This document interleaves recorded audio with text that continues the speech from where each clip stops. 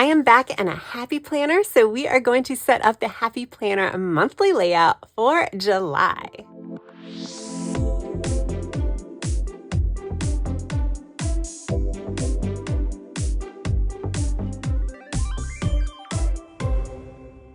Hey guys, welcome back to my channel. For those of you that are here for the first time, my name is Tracy and I want to thank you all so much for joining me today. So yes, I am going to be decorating a Happy Planner layout. This is like the first time I've decorated a Happy Planner layout this year.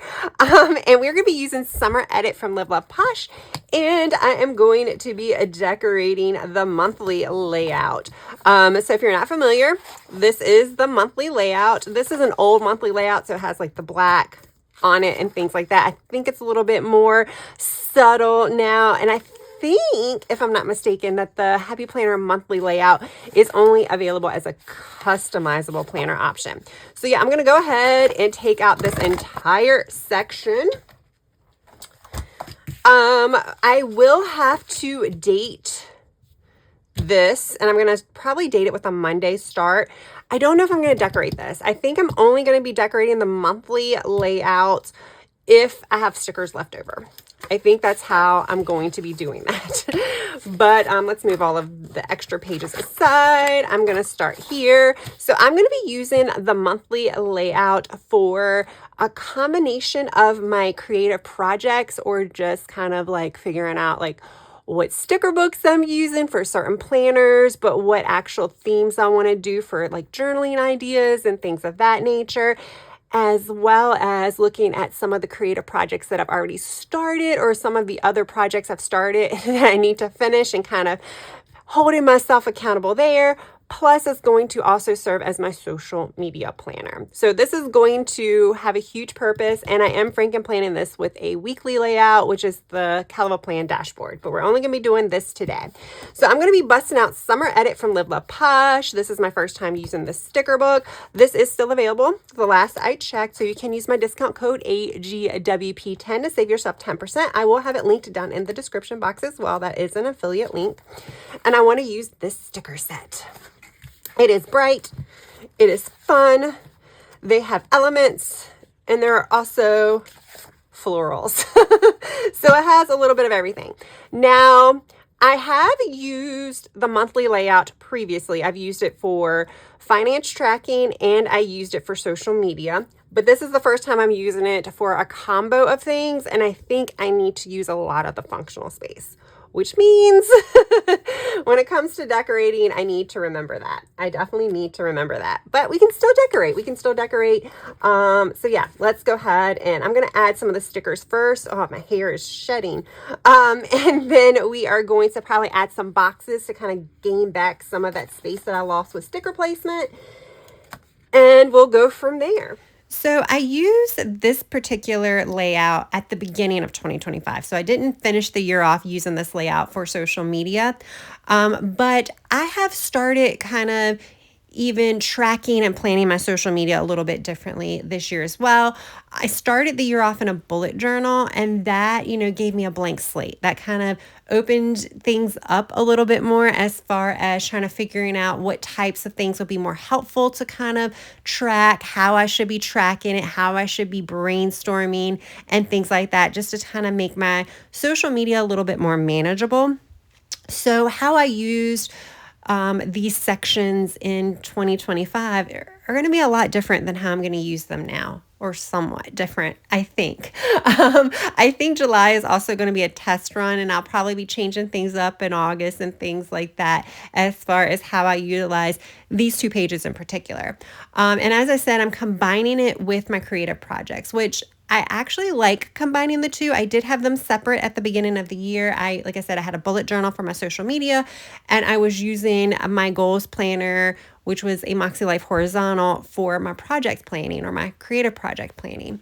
But I like having them together because when it comes to social media, I post Instagram photos about my creative projects, or I'm filming videos of my creative projects. So they do go hand in hand. So I do like keeping them together. But when it comes to creative projects, now I have even more information to add in these sections, which you're probably wondering, why am I adding so many decorative stickers? It's because I like it looking cute. And you will see with the boxes and things like that, I think I'm going to have more than enough space.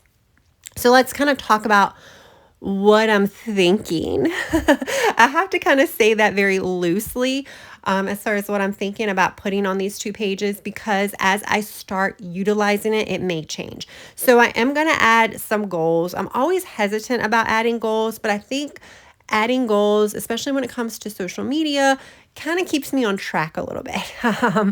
And my goals for social media usually are going to be what I can control, not what I can't control. So it's not going to be subscriber related or anything like that. It's going to be mostly like how many videos I want to post, maybe how many shorts I want to film for the entire month, and things like that.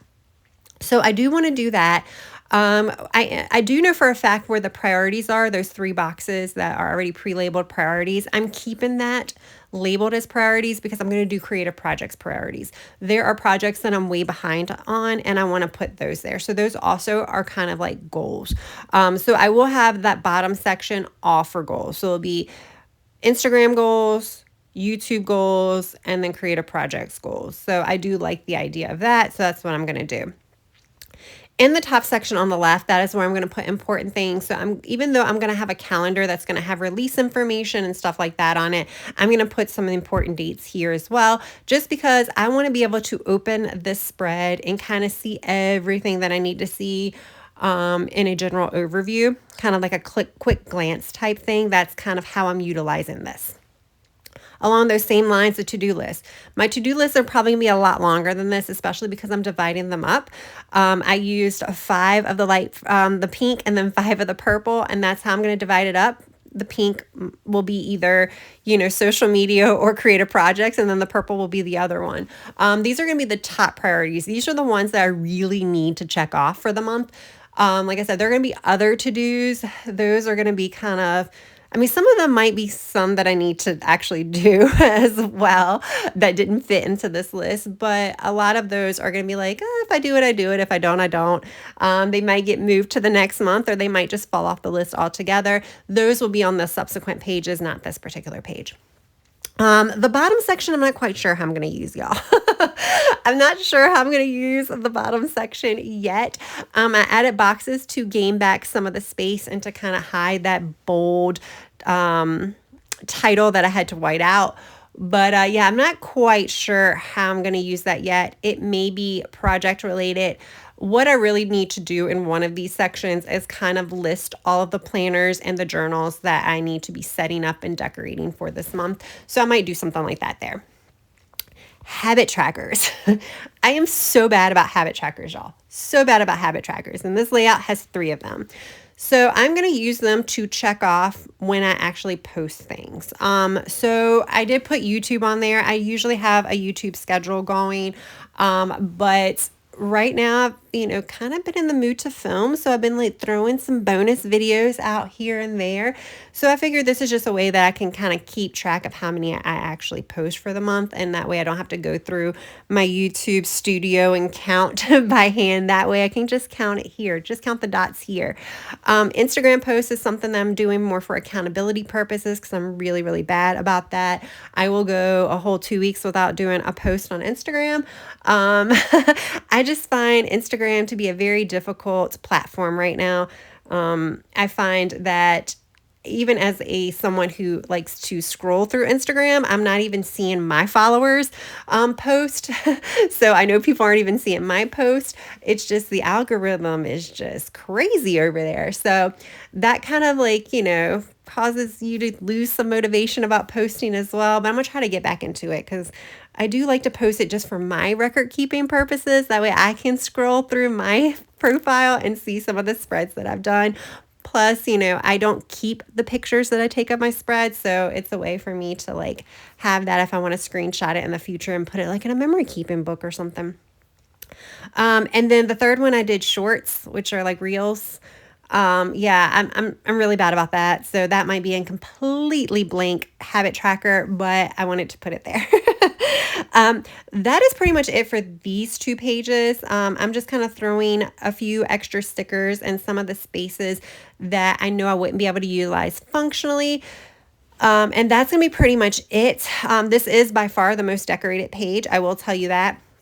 I do really, really well with the next pages as far as limiting the stickers. Because like I said, I've learned that I really do need to brain dump, and I like to write notes and ideas and things like that when it comes to both creative projects and social media. Actually, more so for creative projects. I've been really brain dumping ideas when it comes to creative projects a lot. So I know I'm going to be utilizing these pages. Now, the monthly layout does have enough little, like, if you can see on there, you have those like bullet pointed lines, and they are divided into sections. There are 30 of those. I think there are 30. There might be 30. No, I think there's 30 of those. So technically you can use it for, one a day. But with that, you're going to, if it's a 31-day month, you're going to have to figure out what to do for that 31st one, I think. I did count them before, so I think that I'm right. Maybe I'm wrong. But yeah, I don't use it like that. Like I said, I'm just going to kind of just use it to write in a list format. And I knew that one page, I didn't need all of the pages. So I did remove one of the pages and put it aside, because those are good to add to like the end of one of your monthly calendar sections, just as a general notes page for something else. It could be a great grocery list or something of that nature. So if I know pretty much that I'm not going to use it, might as well go ahead and take it out now and not decorate it, because once I decorate it, it just kind of stays here, and then I'll be discarded when I decide to get to discard this planner. So yeah, like I said, I'm keeping the decorating here to minimal because I do want to utilize this space. Now I can utilize this for a combination of both social media and creative projects. But there's also a lined page that I will add a few stickers to as well. That will probably be used more for the creative projects. Now, when I brainstorm creative projects, it could be anything. It could be design ideas. So if I'm thinking, like right now I'm working in a commonplace journal, and I might have an idea that for a certain section of my commonplace journal, I might be like, ooh, this would be really cool to do. Like I did like a Polaroid type layout in another journal. That might be good to recreate for an entire section in one of my commonplace journals.